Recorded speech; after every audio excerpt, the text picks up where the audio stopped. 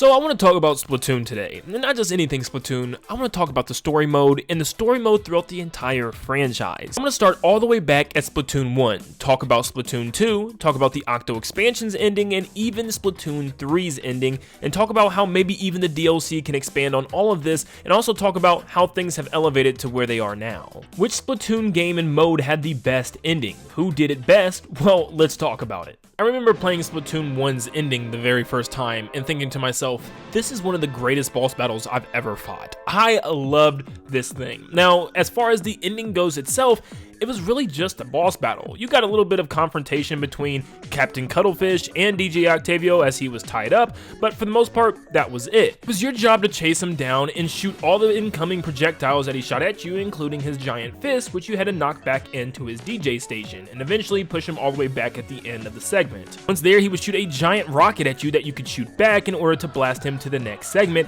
and you repeated this like 6 to 7 times, which made this very interesting, and each segment had different paths in order for you to traverse across. However, the fight against Octavio was really fun because it got extremely hectic the closer you got to the end, because the platforms got smaller and the enemy placements got crazier. He started throwing everything at you by the end, but halfway through, a little something starts playing.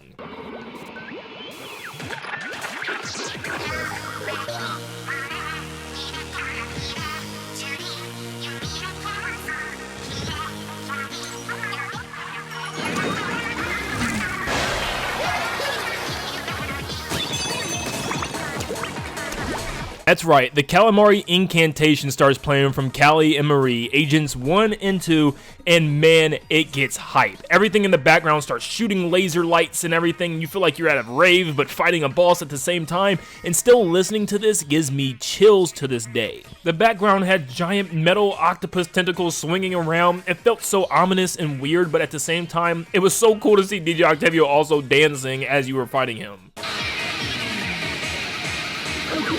But at the end, you finally take him out, knock him back into his bot, and eventually destroy him and saving the great Zapfish, and then the credits roll. There's not much after it, that's kind of it. DJ Octavio gets put into a giant snow globe, and you save the day. Now, there's not a lot of story elements with this one, and that's the thing that kind of drops it down, but it was the very first Splatoon game, and as far as the boss fight itself goes, it was brilliant.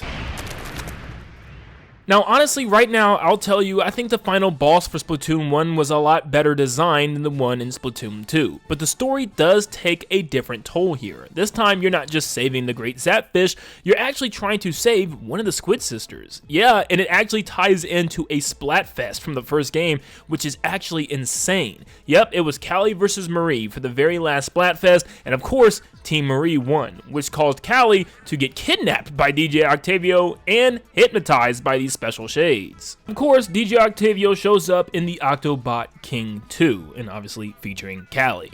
Now, once again, I just think the whole story aspect around this thing is really cool. How Callie and Marie kind of drifted apart from each other after the results of the Splatfest, kind of like Callie wanted to do her own thing, and then obviously this led to her getting captured. So yeah, it had like a little bit of a story arc to it. So let's talk about this boss battle. You fight the Octobot King 2, while Callie also tries to throw things at you like splat bombs, suction bombs, and even different types of specials that you just have to dodge and get out of the way. Just like the first game, you're just shooting your fist back at him. It's nothing really that special. In fact, I was kind of let down that they didn't do much more in this scene. I thought they could have done something really over the top with this second version of his Octobot, but instead, you know, the big special thing was he threw like food at you. Yeah, I don't know, it just felt like the first one, but instead of going around all these different parts of the stage, you're just in this circle arena the entire time, slowly waiting for him to punch you. The music was weird. It was like a weird version of Bomb Rush Blush that just sounded awkward to me. And I know it's supposed to sound like that because Callie's under mind control, but it was still weird. Now, I do love the atmosphere. It's probably one of the best so far.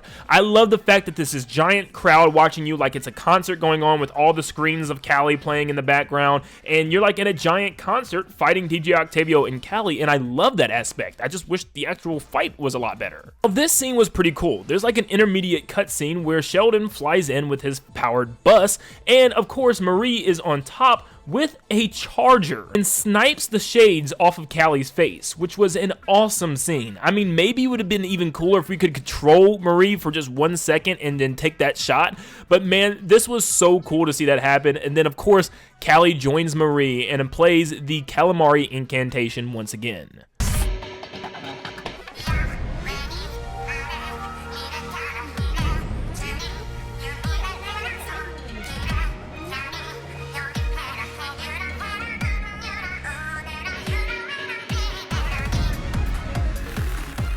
Look, I'm normally not that big of a fan of remixes from songs that I already love, but this remix was so good. It gave it more of an upbeat pep, and you could see the crowd going even crazier. And of course, Sheldon flies in with the Rainmaker. Yeah, a weapon from the multiplayer game mode Rainmaker. And you get to fly up above the stage and grind on these ink rails as you shoot the Rainmaker at DJ Octavio and knock his fist back, which was super cool. I think it would have been even cooler if there were more rails to switch from instead of just two, jumping from left to right, because it made it pretty easy to dodge things, and you actually didn't even need to switch rails sometimes, just jump once in the air, but it made it look cooler when you switched rails, so please switch rails when you play this boss fight. But once again, the atmosphere is amazing. Callie and Marie are on the giant screens in the back performing during this live concert as you're fighting DJ Octavio above the stage. The crowd is going crazy, laser lights are flickering everywhere. This is just an insane boss battle, and of course, you get to end it the only way you should be able to end it with the Rainmaker, by slamming it home.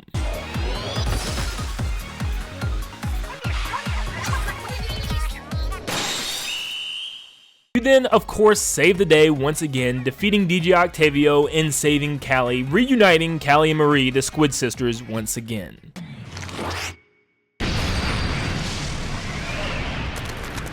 This is where we actually get to see a break from DJ Octavio, and apparently right now for good, because we have a new villain step up to the plate. After our adventurous journey and missions throughout the subway as our playable Octoling now, we get to go up against a sentient telephone? As Commander Tartar was originally created by a mysterious scientist to pass down the knowledge of humanity to the next dominant species, but of course he wanted to change things up and obviously wanted to create his own army of sanitized Octarians. So he puts your Octoling to work by going throughout the subway metro and collecting all of these pieces for his machine. This story is really cool because the old hero from the first game, Agent 3, is here to help you. But more on that in a second. You have to catch up to Commander Tartar, and the only way to do so is to make your way from the subway all the way back above ground, which you have to do in different segments to make it out of the facility. Yeah, you're not just fighting the final boss this time around, you're actually making your way through groups of levels, which was so much fun because they were all so different and unique. The first one was a very spy-like mission where you didn't have a gun or anything to help defend yourself with, so you had to make your way through the already available ink without being spotted by any Octarian.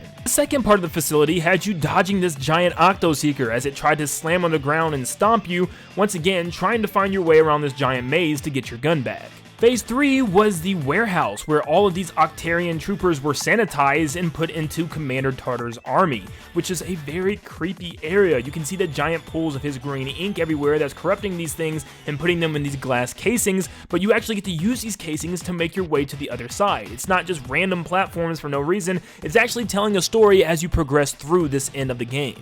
Phase 4 is probably one of my favorite moments in Splatoon history. It has you going all complete James Bond, Tom Cruise through these little lasers in this hallway that you have to make your way through or you'll get blasted. There's segments where you'll have to swim up walls to get around. There's segments where the lasers actually come down the hallway and you have to hurry up and make quick moves to dodge them. And there's even like a room full of these lasers where you have to find out the puzzle and find which path is the best way to get around. Phase 5 introduces something that we really haven't seen in Splatoon yet, and it's just an ongoing special. Using your inkjet, you get to fly around and you have to go get all the locks around the room, which is one giant puzzle, which can be kind of confusing, but it's fun because we normally don't have this amount of freedom to go around the stage and find different things that are laid out for us, which was so cool to me. And Phase 6 was your final trip all the way to the top, where you had to move an energy core by constantly shooting it to keep the platform moving. But the problem was there was lots of enemy ink all over the stage with sprinklers and different enemies that would pop up and approach you, and you had to protect this thing at all costs. And it got kind of hectic when a lot of Octarians would pop up and start shooting at it,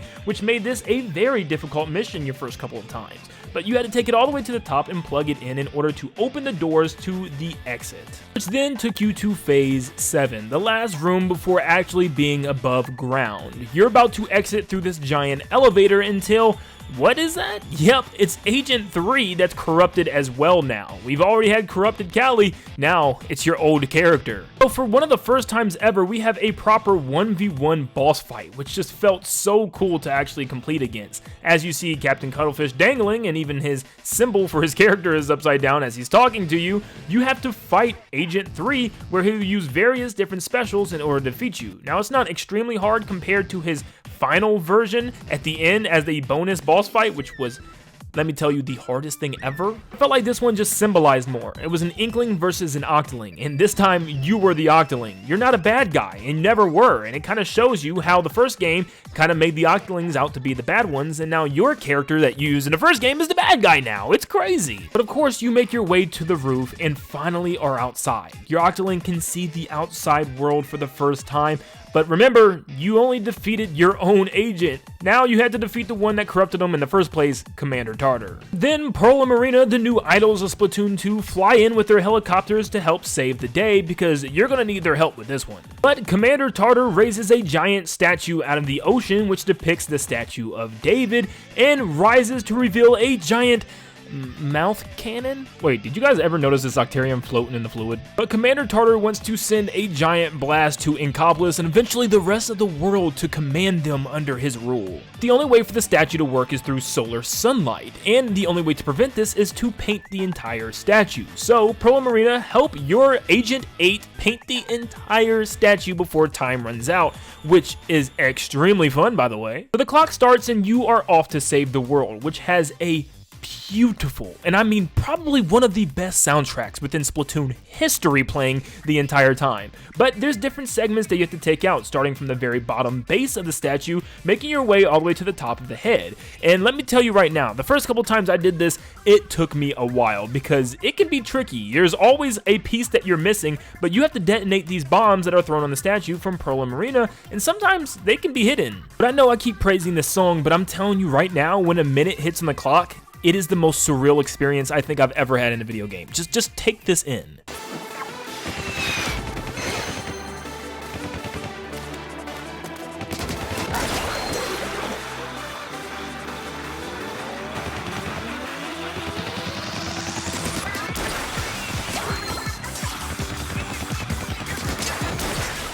I mean, you're not even really fighting a boss this time around, you're just painting a giant statue, but it's just the cinematic feel of this is amazing. The background is beautiful with a sunset on the horizon. You can see Inkopolis and the vast ocean that covers the world still, and it's just a beautiful sight to behold. This is a beautiful scene with beautiful music, beautiful imagery, and just an intense final moment that really makes you say they went all out with this one. After your extreme paint job, Agent 8 flies all the way back to Pearl and Marina, and we get one final scene where Pearl decides to use the killer whale for herself and blast the laser and the statue into oblivion.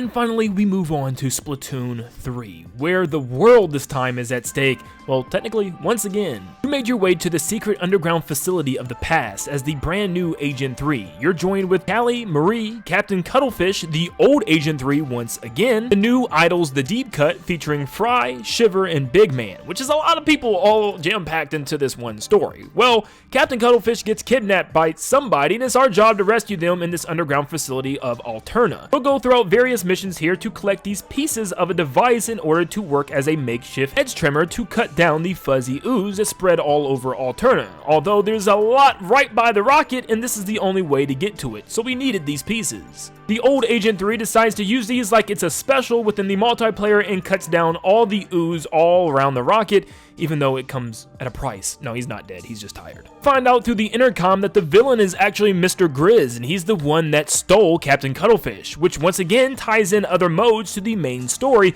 this time tying in Salmon Run. This whole time, Mr. Grizz has been hiring Inklings and Octolings to collect golden eggs and power eggs in order for him to make his goo, and also power the rocket for him to fly into space and turn everyone in the world into mammals once again. Means you'll be going through a multiple segment facility just like the very end of the Octo expansion to make your way to the rocket. The first segment is very familiar from what we've gotten with the very first stage of the Octo expansion's ending, where you have no weapon, but this time you do have Small Fry. You'll be using him to make it to the facility and watching out for, once again, Octarians. This time they're not sanitized, but they are mind-controlled in a different way. They're all mammalized. Yeah, they're hairy now. Ugh. One thing I really like about this story mode ending is that the whole world feels very much more detailed and surreal. It really feels like you're in some type of facility and factory. The background is very much detailed detailed with different types of piping and tubing all around the stage, and also different type of scaffolding where it looks like people once worked here. So I love the fact that you don't just end the stage and blast to the next one. It actually leads seamlessly into the next stage. Like for instance, here you have to go through this vent in order to move on. After finishing each stage segment, it brings you back outside to the hub world where you get to look at the rocket and make your progress to the next segment. So it really does feel like it blends together so well, and it leads to one stage to the next stage to the next stage, like you're really making your way to this rocket. The hangar also quickly became one of my favorite stages within Splatoon as well. This time you're going throughout this giant hangar and you're collecting different specials that you'll use against the corrupted Octarians, which is a lot of fun using specials against these guys that normally you just use within the multiplayer. Something about this was just super fun and intriguing to me, and I want to see more of this in the future. How do we leave this stage? We take an Inkling through the vents. Area 3 has us taking a space lift down to the base of the rocket, and we are just kind of in a little bit of a gauntlet here as different Octarians try to attack us, making our way down, which is just kind of like a shoot 'em up elevator situation, which was fun, but nothing super crazy. I did, however, love the way that this scene looked. It looked like it was a very destroyed, rustic environment, like explosions happened here and giant fires erupted within this factory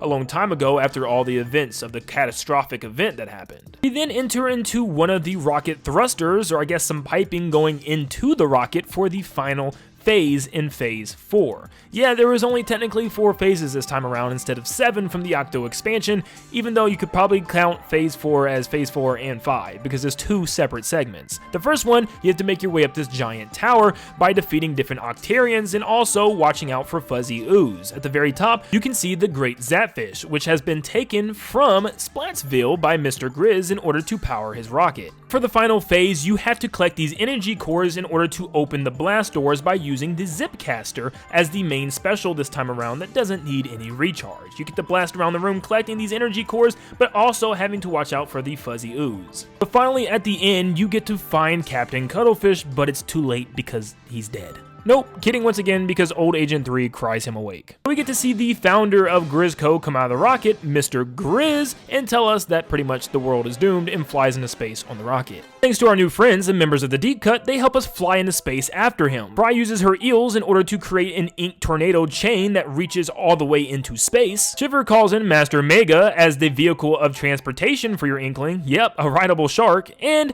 Big Man gives your Inkling a helmet. How sweet. Riding the shark, you get to fly all the way into space after Mr. Grizz, and so does Small Fry somehow. He gets up there too. Miraculously, you're able to land on the rocket with Small Fry in order to tackle the 1v1 fight with you versus Mr. Grizz. First thing I want to talk about is just how beautiful this scene is. You are in space on a rocket ship fighting a giant bear.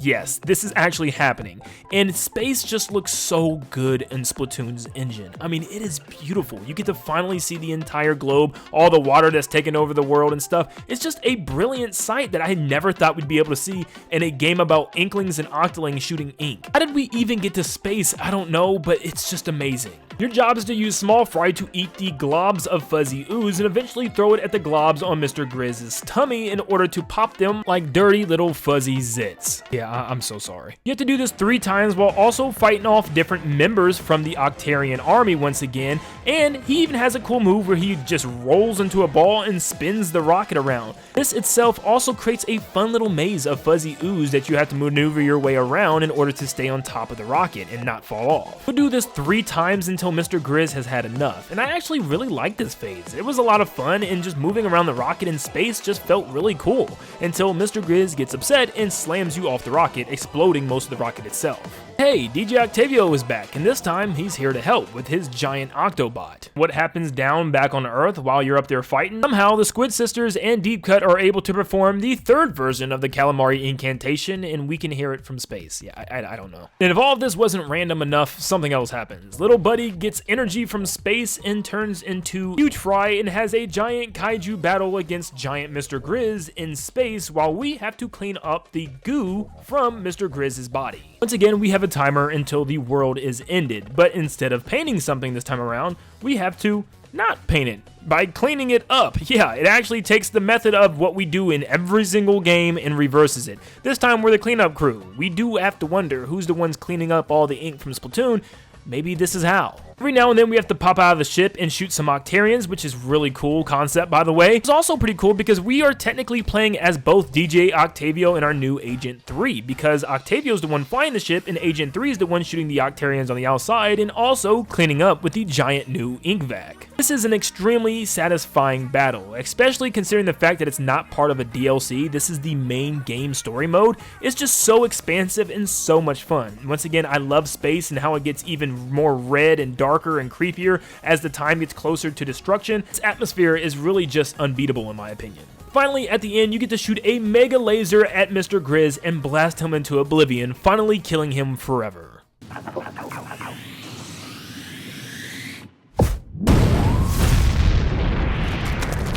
Psych, once again kidding, he's still alive as well. The story ends with us returning to Earth, and Splatsville and the rest of the world is safe once again. All of these games' endings felt so special to me. All 4 of them had their own approach to how they handled this, and I loved each and every single one of them. The first one was obviously the first to do it with a climactic boss battle that's probably one of the best boss battles still in Nintendo history. The second one just capitalized on what we did on the first game and also added an amazing atmosphere and also an amazing story tie-in from a Splatfest. The Octo expansion had one of the best soundtracks and environmental designs yet, with an amazing apocalyptic ending that ended in such a beautiful way with a beautiful story tie-in to something of an ancient sentient machine that wanted to wipe out all life on Earth. Taking us to Mr. Grizz with an amazing ending in space, and he wanted to create this corporation just to make this grand scheme to bring back mammals again, because he was the final mammal to finally make it back to Earth after thousands of years in space alone, which can be looked at as kind of a sad story. To me, it was Splatoon 2's Octo expansion which did above and beyond. It had a great build-up with some excellent levels leading up to the final boss and leading up to the exit of the subway metro. Having the awesome 1v1 fight against the prior Agent 3 was so much fun, and then eventually having to paint a giant statue in order to save the entirety of Inkopolis and the world itself from a massive mega laser was so much fun, with a beautiful soundtrack, a beautiful background, and an awesome ending with beautiful cutscenes rendered to make this one of the most memorable experiences within the Splatoon franchise. So if you haven't played the Octo expansion DLC for Splatoon 2, I highly recommend you give it a try. I have no clue where the DLC is going to go for Splatoon 3. My hopes is for a bigger adventure, something that's more along the lines of an adventure mode, where we get to explore a world and find hidden secrets everywhere. But whatever it is, I'm sure it's going to be great. Of course, I want to hear from you. What was your favorite part of the Splatoon series endings so far? What was your favorite ending, and tell me why? Were you around from Splatoon 1 to see the very first Octo invasion from DJ Octavio? Let me know, guys, and also feel free to like the video and subscribe to stay up to date on all things Splatoon and all things Nintendo in general. I appreciate you guys so much, and like always, I'll see you all on the next one. See you guys.